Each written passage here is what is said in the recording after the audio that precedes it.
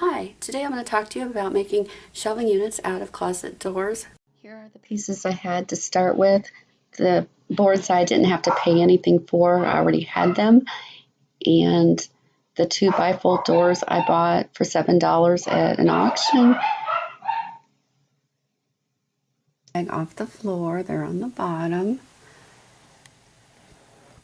I added a couple baskets to hold things. This little side shelf came from an antique shop that I mounted. And as we go up, the 2 little corbels were from Hobby Lobby. They were after Christmas sale. They're stocking holders. The centerpiece is actually a little table that mounts to the wall to hold knickknacks. When I was paying for it, it was upside down, and I really like the shape of it, and I really like how that turned out. See you next time.